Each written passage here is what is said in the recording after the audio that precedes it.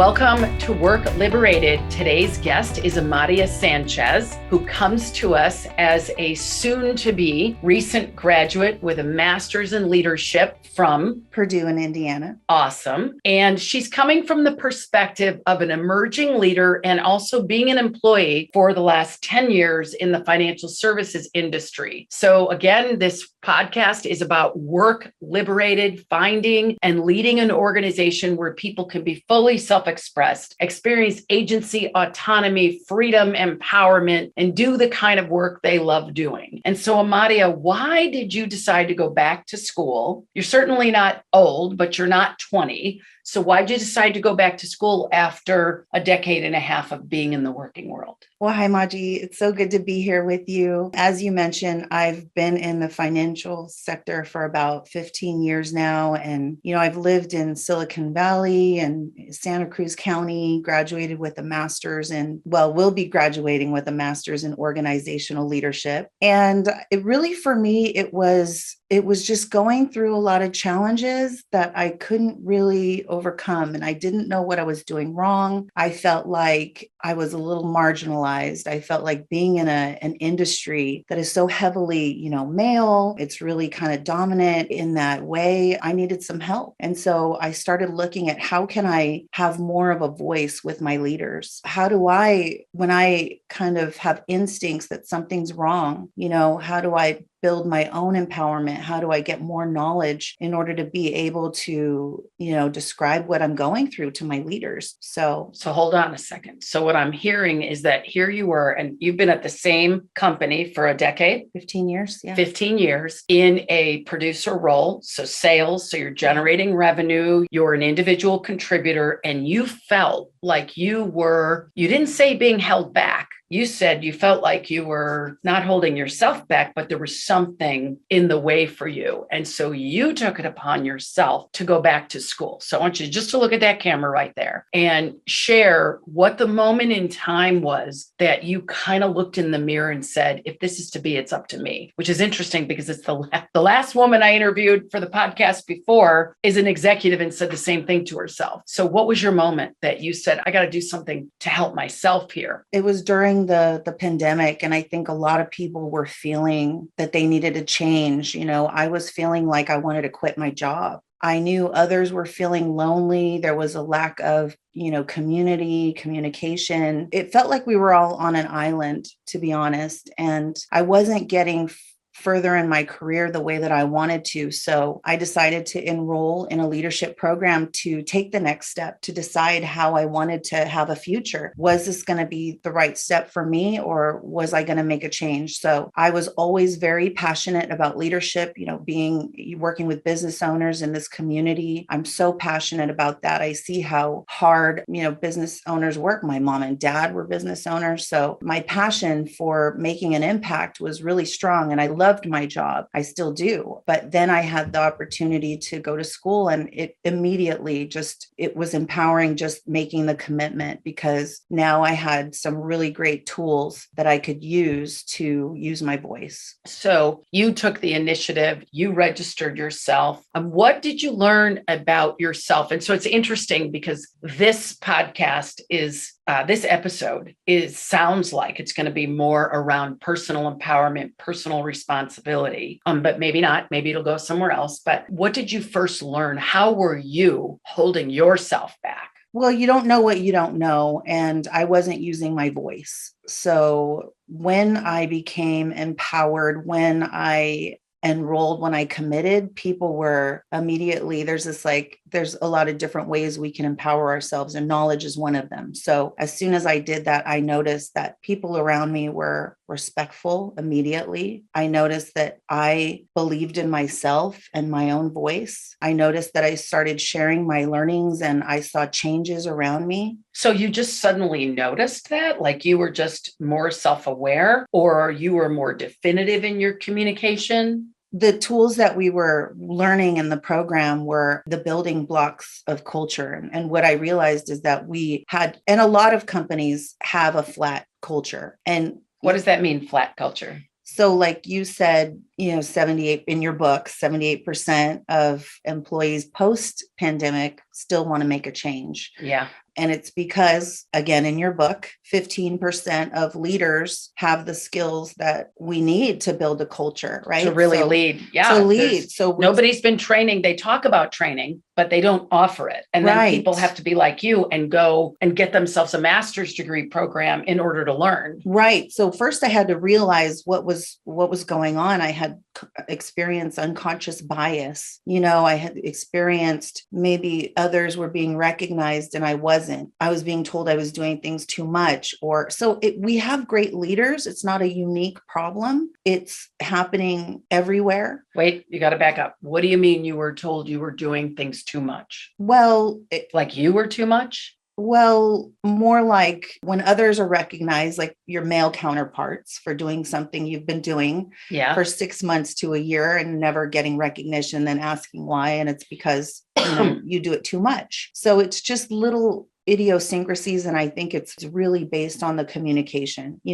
Leaders don't necessarily understand how to motivate their employees, and they aren't really sure how to ask. And when I talk about a flat culture, it's more about, you might have a beautiful house on the water, but unless you have, the lights on, unless maybe you come in and you put a little music on, now you have people, you bring, like you can share best practices. So if you translate that to the workplace, flat just meant there was no connection. We weren't sharing best practices. Yeah. Well, and also it sounds like you just said lack of connection and feeling like you're part of something. Right. Lack of affiliation. Right. It was just, you do your job, you come here, you get your job done, you make it through the day. Right. And is it still that way, or have you changed? I think that as I have changed, definitely the experience has been transformational for me. And that just means I take accountability. There's so many different resources out there that now when I have a question about retention, when I have a question about psychological safety, when I have questions about toxic leader behaviors, we have great leaders out there. They just need the tools. So now I'm sharing what I've learned and I see people light up. I see people change. I was able to really have a collaborative partnership with my manager, where now I shared this and he was thirsty for the tools as well. So then taking his great leadership skills and turning it into something that benefited the whole team. So your curiosity made him get more curious and be more open. So everyone is throwing around this toxic leadership. What is, in your opinion, as a 15-year person with the same company, highly successful, what is toxic leadership? Because there's also toxic employee behavior. Sure. Which I'm sure you've seen. People come into a sales job and don't produce. Yeah. And they blame the company. Yes. Well, I think one is dependent on the other. Okay. I think you can fully come to your job and have the best intentions, and your leader can have the best intentions. But then some of the things that happen on both sides can end up in a miscommunication and frustration and keeping that inside and then not knowing how to fix it, leading to retention issues. So let's talk about toxic. Give me some examples without any names. What are some examples of toxic employee behavior? Mm-hmm. In your opinion, and then toxic management behavior, so that we're not just using the jargon and the communication. What's an example of real, because a lot of us talking cliches and just jargon, like business jargon, like thinking out of the box or something like that. And I think toxic has become a cliche. Well, for example, if you set a meeting with your manager and you set 30 minutes aside and then your manager ends up taking an hour and a half, that's a sign of disrespect. And that because the manager was late, or because you went over because you talked too much? Well, because you're both not respecting that time. Okay, good. Or one of you didn't. So I can be that way on my part, and so can the leader. So it's like we have to respect each other's boundaries, because then specific times that could end up really stressing out the leader or the employee. So you respect each other. And then you communicate. If someone makes a mistake, a lot of times people don't go back and have the conversation like, hey, boss, I just wanted, when they say, what do you need? And that's my fault for not saying what I need. But it's also something that the leader can control, because you can build activities in to build trust with your employees and as a manager. So if there's something wrong, a lot of times I think it boils down to trust. If you built more trust, you could say now safely, right? There's that silence factor. Safely, you could say, hey, boss, last week this was a little stressful. Or he could say, hey, Madia, we have this or we have that needs to get done by this day or time.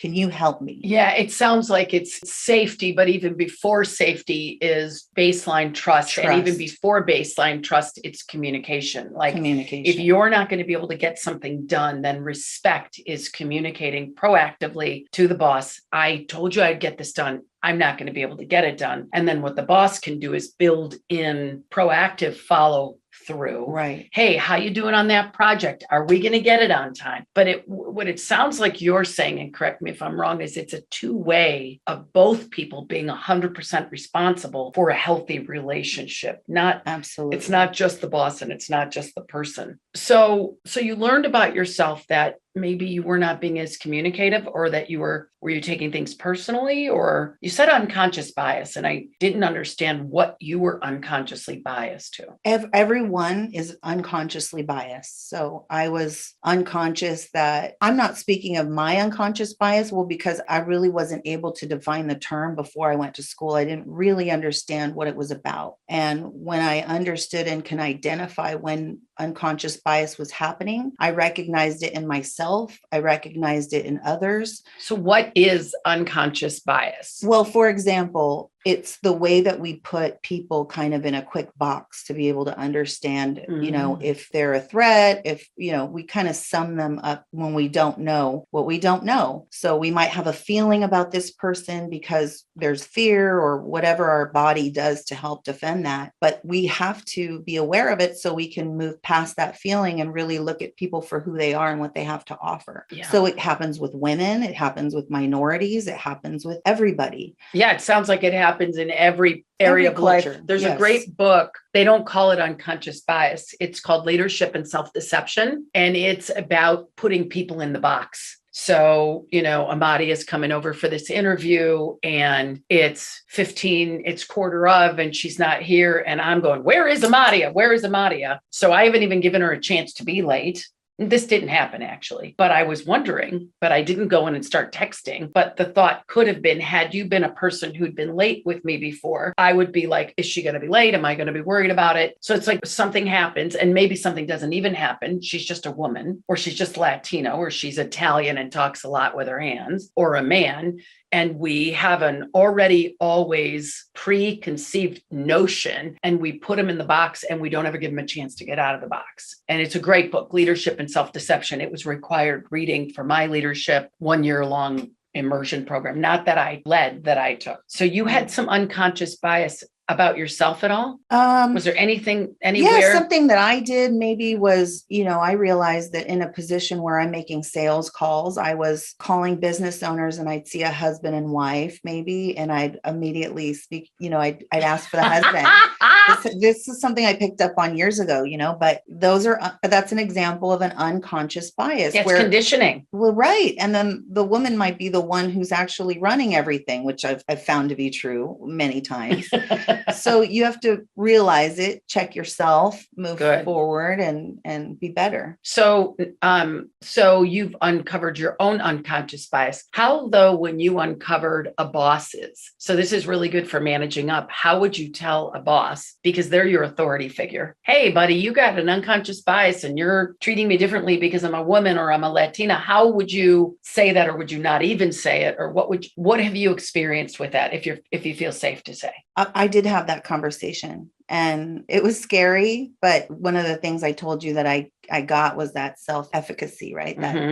That confidence in myself, because now I felt like I had the keys and I had to share it. So what my intention was, once the communication opened up and both of myself and my leader, we began to trust each other. We realized that we were a dynamic duo. I mean, coaching up is just really sharing what you're learning. And then he was so inspired that he'd take it and make it his own and be even better than my idea. And we all benefited. Our team kind of turned around like So be 180. specific. What was the coaching up that you did with regard to unconscious bias? Just to give maybe somebody in the audience that's listening or watching hope, because a lot of people, Amadea, like you, they think, well, should I leave? Or how can I fix this place? Or how can I be better so that we're better? And then all of us can be better together. Because what I've seen with the thousands of companies that I've worked with is often we quit the job and we think it's going to be different at the next place, but we still show up with the same behaviors. And so we have the same behaviors at every company and we think it's our bosses, but there's always a different boss who's a lot like the last boss. Yeah, there's always a different boss, but I think face-to-face works well for me. So we had a visit and I took the opportunity to have a discussion about a way that I felt I was wounded or, hurt. You really said that? Like you hurt me? Yeah. I think when in doubt, a heart to heart is a great way to go. Okay, so there you are, you're with your boss and you say something to the order of, when you did this, I got hurt. Yeah, I said, when we had an instance where, I felt like he wasn't respecting me, then I had to say, I felt like this was unconscious. And you didn't do it on purpose. We all have it. But here's where we could work on this. And response was, what do you mean by unconscious bias? And there's so much of that. I had a leader at another company. This isn't just unique to one company. This is everywhere. That's why everybody is really wants to learn more about the leadership piece, because it's so empowering. We're all ready for, the same kind of respect and the same kind of boundaries we have at home. We want that in the workplace. Yes. And on both sides. And we have to take accountability and we have to share. We have to open up channels of communication, build that trust. And it was the work that I did to get me to being able to have that conversation and saying, it's microaggressions. Well, what's a microaggression? And then we talked about how did he not get defensive? So there must have been something that you did or said that had him not get defensive, because it sounds like he was curious with you, but not defensive. Was he defensive? No, because we had worked on building trust. I started telling him, hey, I'm feeling like a little lonely on the team. Do you mind if I call and check in on others? And then, he was all for that because I cared about myself. I cared about him. I cared about the team. I'd come back with feedback. I'd say, this person is usually jovial and she's saying she's depressed and she doesn't know why. And, can we have a Zoom happy hour? Can we have a morning coffee where we connect virtually? Okay. So Amadea, excuse me, here's what I hear you did. You weren't just complaining. You were contributing. Right. You were offering solutions to the disengagement, disconnection challenge. Right. So it wasn't just like you were going there and saying, you have unconscious bias. You're not being fair to me. You were being vulnerable. You were talking about how you felt. Right. And you were talking about ideas of how to bring people together, which one of the 4 components of a healthy culture is people need to feel connected. People really need to feel on a human side that there is a connection on the team and that people care about each other. Absolutely. Good. And we were having these team meetings, but people were afraid to contribute. You can't see each other's faces. It was just kind of on a phone call. And through my learnings, I had done this research about how people need to trust one another. And to do that, you have to do things like icebreakers or feel psychologically safe on camera. You got to get to know each other's skills. And then it becomes a more rich, less flat culture. Now you have friends, what they do, they own other businesses, they do something besides, working for that institution, and you feel fulfilled, you have connections, you want to come to work. Yeah. The humanistic side. Right. So when you say flat, what you're really meaning is like superficial, like it's all just, let's just get some work done. And what you want and what you're saying that you're contributing to is this, not just this humanistic connection and affiliation, but we're part of something and we're part of something together. So good. So we've talked about trust. We've talked about communication. We've talked about unconscious bias. We've talked about authenticity and courage and managing up, or you called it coaching up. We've talked about personal accountability and respect. What else would you say is important as a individual contributor wanting to take responsibility for your experience at work? So we've talked about personal responsibility. We've talked about respect. We've talked about coaching up. We've talked about trust, about building trust, rapport, and authenticity, if I didn't say that already. Is there anything else that's really made a difference for you in being this individual contributor who's also taking responsibility for your experience of work and the quality of life at work? I think that communication is a big one. And it could be as simple as you asking your leader how they're doing, what they need help with. I think it's also the leader taking that time to build rapport with their investment, right? You're an employee, your culture is going to be what you and your boss make it. And that can be great. It could be fulfilling. When I have a good relationship with my leader and I have good communication and there's trust and you have to spend time working on that, then I was able to kind of bloom in my career. Now okay, I can create my environment. I can start posting on LinkedIn. I can work with the companies that I'm passionate about. I can make sure that I'm, focusing on diversity and inclusion and making sure that women, minorities, and all business have a seat at the table. So when I was supported and in an environment now where I am able to thrive, it's the same team. It's just we did different things to build the trust, build the communication, and now I'm empowered. And I realized that I wasn't a bad person. My manager wasn't a bad person. We just had a little resentment towards one another because we weren't communicating. Yeah. And it also sounds like you really did take the ownership for your experience and you took risks. You had courage to have those conversations. You know what I mean? Oh, yeah. Purest sense of personal responsibility. You took personal responsibility for the quality of your experience at work. And then I suppose if he wasn't responsive and if he was pacifying you or saying, oh, Amadea, yeah, I thank you for sharing, but we're not doing any of that you probably wouldn't have stayed. That's correct. I was already kind of evaluating my other options. I had been, tapped by other companies, by other leaders within the company. I had been kicking around my own business but it made me so happy to have, I think leaders want and crave the tools. Typically a leader gets promoted because they're really good at what they do, but then how did they get there? How's their process? Is it something they can duplicate? Right. So, and not everybody's cut out to manage people. Some people are better at being visionaries. Some people are better at being individual contributors. And some people are actually really talented at cultivating and leading other people. And I think a lot of the organizations get confused about that. They reward people by giving them more people, but not everybody's cut out. And even, we've had people, because our process is we assess the leader in 79 dimensions of leadership and emotional intelligence. And then all the time, we interview them about, why do you want to get better? And sometimes people will say, to be honest, I don't want to manage people. The only reason I said yes is because it meant more money. And then we tell them, then you should have an enrollment conversation with your company that there's other better jobs for you. And you shouldn't be managing people if you don't want to. And I think the role of a leader is very challenging if you don't have the map. And many times, companies are working on, here are our goals, here's what we need to tell our employees, but we're not having a conversation about, hey, let's take some time to focus on the leader.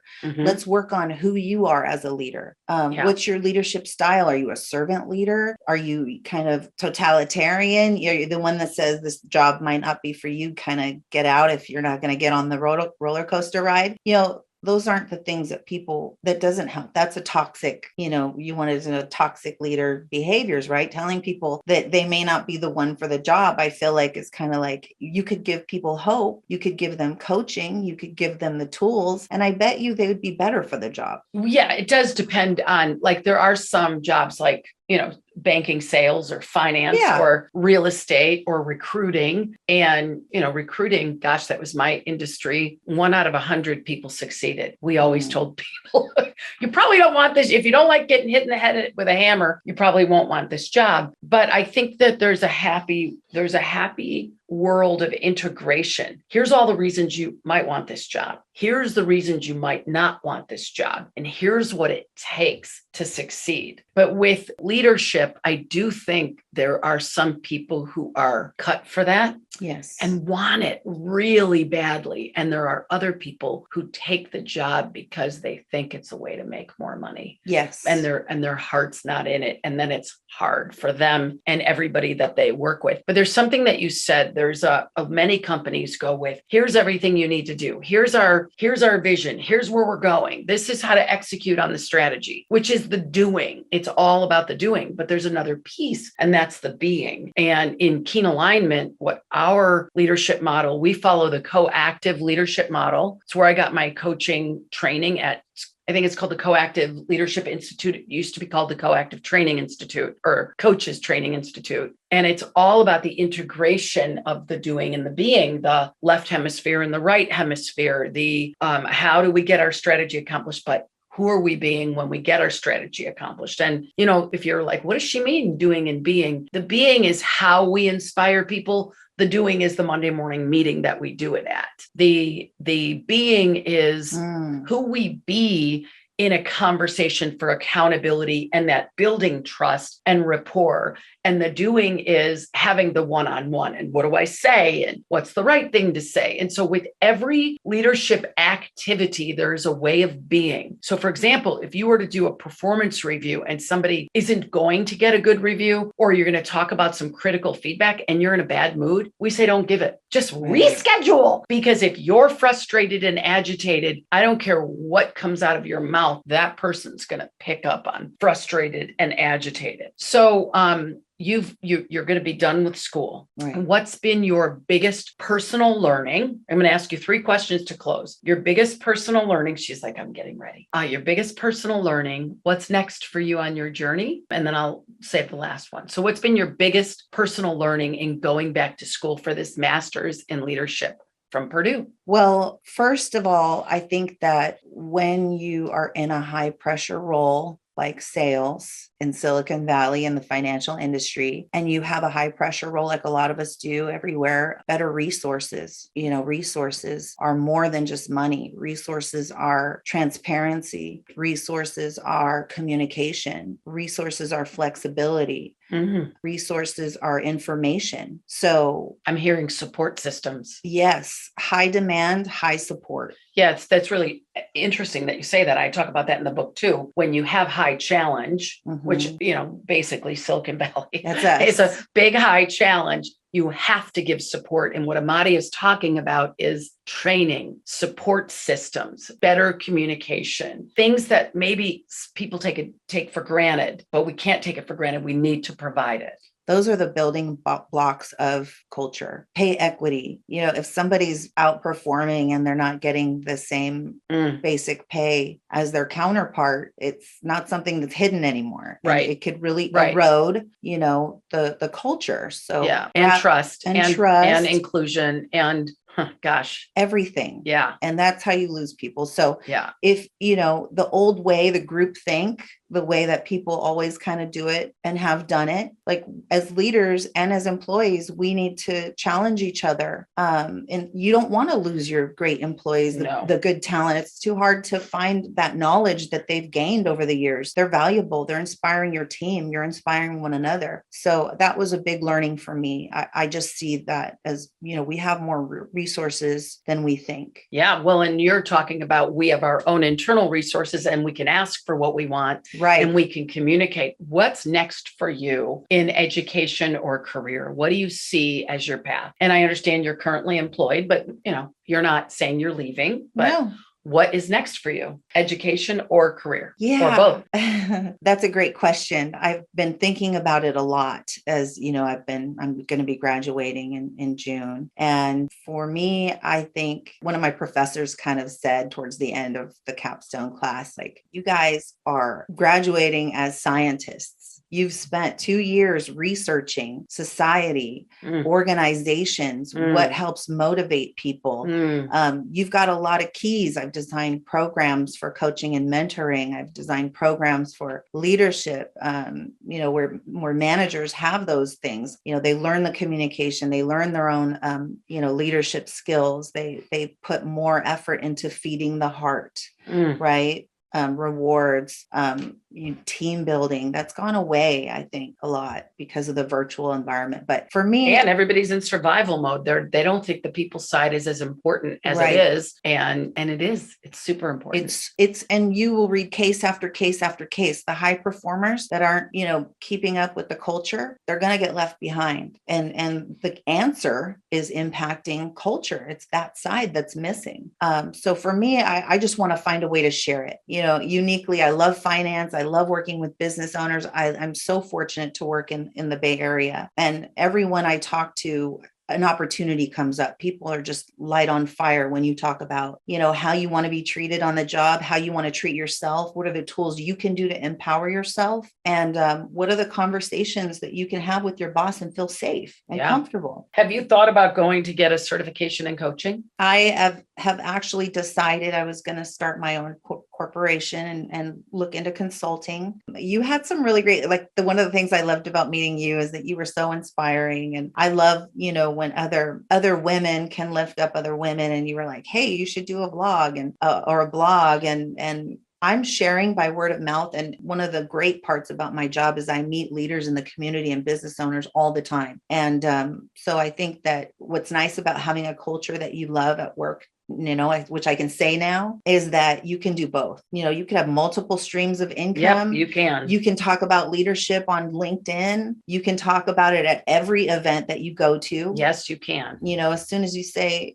where do you work? How do you like working there? I mean, people always have a story. Yeah. And sometimes it's great. And I love learning from that. And then sometimes there's challenges, and people have the right gist. They just don't have confidence in themselves because they don't know what they don't know. But what's wonderful about studying leadership is that I know there's good stuff, and I want to share it. I want to help people. Great. Yeah. Well, best of success to you. Thank and you. If you decide to get your coaching certification, go over to CTI. Okay. I know your company, and they pay for people. I've met many, many people from that company that they sponsored them to get their coaching certification. Thank you. All right. Well, thank you, Amadea. Bye, everybody, and work liberated.